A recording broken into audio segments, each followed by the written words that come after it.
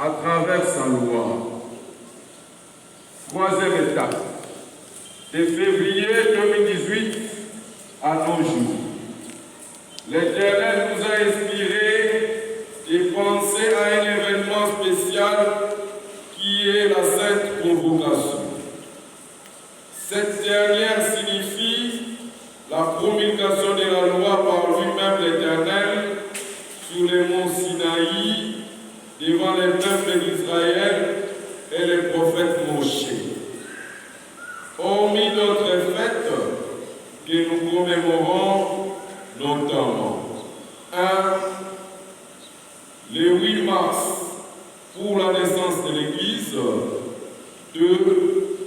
Le 12 avril pour la présence du message à travers les signes prophétiques. 3. Le 15 avril, la présentation de l'oracle couplé avec l'alliance, étant donné que le deux fêtes visent les mêmes objectifs qui est le salut. C'est donc l'alliance qui donnera naissance à la loi, parce que Dieu est saint et a fait sortir la loi pour interdire le mal à l'alliance, comme il est stipulé dans Lévitique au 19e verset, au 19e chapitre plutôt, du 1er au 2e verset. L'Éternel parla à Moshe en ces termes: parle à toute la communauté des enfants d'Israël et dis-leur: soyez saints, car je suis saint, moi l'Éternel votre Dieu. Par ailleurs, nous sommes témoins de constater que nous avons toujours fêté l'oracle et l'alliance sans pour autant commémorer l'acte de l'Éternel et la promulgation de la loi sur les monts Sinaï. C'est pourquoi, étant qu'Église prophétique, nous avons l'obligation, comme Dieu nous a inspirés, à célébrer la promulgation de la loi par un culte d'action de grâce que nous appelons la Sainte Convocation. À ce titre illustratif, depuis notre premier contact avec Dieu, nous avons soigneusement instruit la loi. Après nos premières et deuxièmes apparitions vécues à Sekibanza, nous avons tenté de commettre les péchés en vue de dévier la loi de Dieu. Hélas, l'Éternel nous a préservés du mal et a installé la crainte de Dieu en nous inscrivant la loi dans notre cœur. Voir Jérémie au chapitre 31 du 31e au 34e verset. C'est à partir de ce moment-là que nous avons commencé à prêcher à notre peuple la loi. En définitive, l'Église a donc évolué sous la crainte de Dieu.